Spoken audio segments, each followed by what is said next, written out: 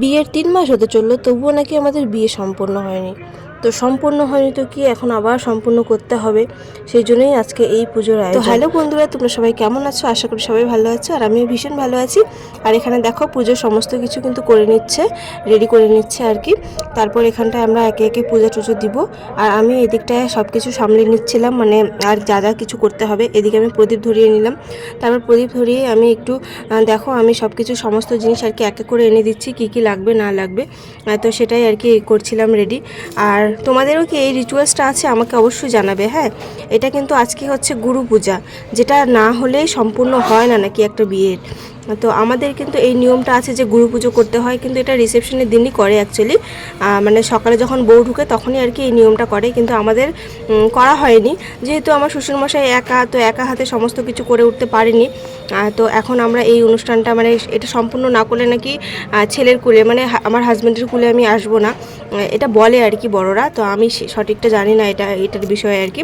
তো তোমাদের যদি এর বিষয়ে মানে জানা থাকে তাহলে অবশ্যই আমাকে জানিও। বিয়ের প্রায় 3 মাসের পার হয়ে গেছে, তবুও এখনও যেহেতু কমপ্লিট হয়নি। তো এত কিছু সামলে, মানে বিয়ের অনুষ্ঠানটা পুরোপুরি সামলে তারপর এই অনুষ্ঠানটার জন্য সব কিছু আয়োজন করা একটু চাপের ব্যাপার ছিল, সেজন্য একটু লেট হয়ে গেল আর কি। আর এখানে দেখো আমাদের কিন্তু মন্ত্র দিচ্ছিলো এইভাবে। আর মনে হয় এটা সবাই, মানে রাজবংশীদের মধ্যে এই জিনিসটা হয়, বাঙালিদের মধ্যে হয় কিনা সেটা আমার জানা নেই। তোমাদের কিন্তু জানা থাকলে অবশ্যই আমাকে জানাবে। আর এখানে আমাদের মন্ত্র দেওয়া শেষ, মানে কানে কানে মন্ত্র বলে এটাকে আর কি, কান ফোঁকা মন্ত্র যেটা আমরা বলি। তো কান ফোঁকা মন্ত্রই আজকে হচ্ছিল। আর এটা হচ্ছে আমাদের গুরু বাবা, তো আমরা এনাকে আর কি গুরু বাবা হিসেবে আজকে থেকে আর কি গুরু বাবা মানবো আর কি। তো আমাদেরকে অনেক কিছু নিয়ম আর কি কি আছে না আছে সেগুলো আমাদেরকে শিখিয়ে দিল। আর আমাদের যেহেতু এই বিষয়ে একটুও জানা ছিল না, আর শুধু করতে হয় এটা আমি জানি, কিন্তু কিভাবে করতে হয় না করতে হয় সমস্ত কিছু আমার কিন্তু দাদু, মানে আমার দাদু আর আমার মা, আমার মামি, আমার দিদা, এরা যদি না থাকতো অবশ্যই আমি এটা পূরণ করতে পারতাম না। আর যেহেতু করতে হবে, তো যেহেতু মানে আমার শ্বশুরমশাই যেহেতু একা করতে পারছিল না, তো আমরা আমার হাজব্যান্ড আর আমি মিলেই আর কি সমস্ত কিছু আয়োজন করেছি যে না, এই পুজোটা যেহেতু কমপ্লিট করতে হবে তো করতেই হবে। তো 3 মাস পরেই হোক আর 4 মাস পরেই হোক, করতে যেহেতু হবে তো করব। তো এখন দেখো আমাদেরকে হচ্ছে তুলসী মালা পরাবে, আর তার আগে সমস্ত কিছু আর কি করতে হয়, পুজো করতে হবে আর কি গুরু বাবাকে।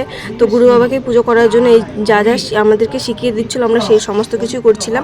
আর যেটা বললাম, আমার দাদু ছাড়া কিন্তু এটা কখনোই আর কি সম্ভব হতো না, যেহেতু আমার দাদু আমাদের বাড়ির একদম বড় আর কি, ওনার কথা আমরা ফেলি না, তো ওনার মতনই সব কিছু চলে।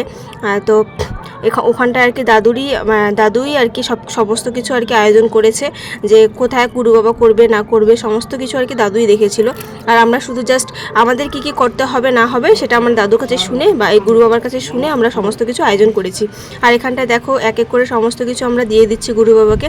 আর গুরু বাবা তারপর আমাদেরকে আবার এগুলো তুলসী মালাগুলো দিল, তুলসী মালাগুলো দিয়ে নাকি তুলসী মালা পরতে হবে। তো সেই জন্য আমরা তুলসী মালা পরাই দিচ্ছিলাম আর কি একে অপরকে। তো এখানটায় হলো না আমাদের আবার বিয়ে, 3 মাস পর বিয়ে, আবার বিয়ে, মানে 3 মাস পর আবার এই বিয়ের মতনই একটা অনুষ্ঠান আর কি সম্পূর্ণ হলো আজকে থেকে আমি পুরোপুরি আমার হাজব্যান্ডের কুলে চলে আসলাম। কুলেই বলে আমার, কি বলে আর কিছু জানা নেই, আমি এটাই জানি।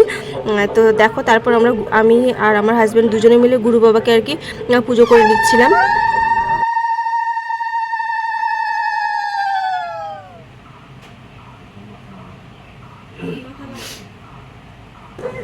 ঠিক যেভাবে আমাদেরকে শিখিয়ে দিচ্ছিলো আমি সেভাবেই করছিলাম।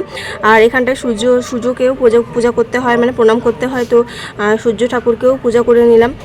তারপর এখানটায় সমস্ত কিছু কমপ্লিট হয়ে এটা কিন্তু একদম পুরোপুরি চলে এলাম রাতের বেলা যেহেতু এত বড় একটা পুজো হলো বাড়িতে দিনের বেলা, তো রাতের বেলা একটু কীর্তন না দিলে হয় না।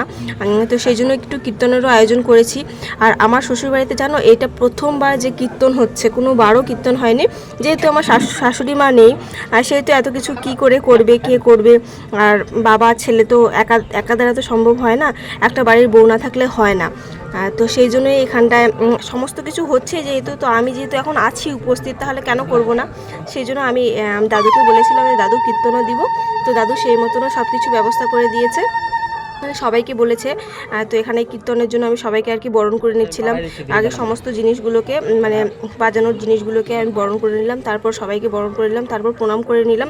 প্রণাম করার পর এখনই শুরু হয়ে যাবে কীর্তন। প্রণাম করা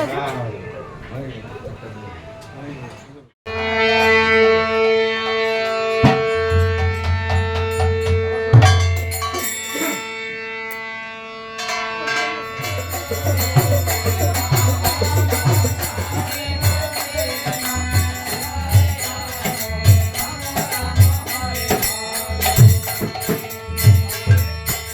এই নিয়মটা কার কার আছে গুরু পূজা করতে হয় অবশ্যই আমাকে জানাবে। আর ভিডিওটা ভালো লাগলে একটা অবশ্যই শেয়ার করে দিও। দেখা হচ্ছে খুব তাড়াতাড়ি নেক্সট ভিডিওতে।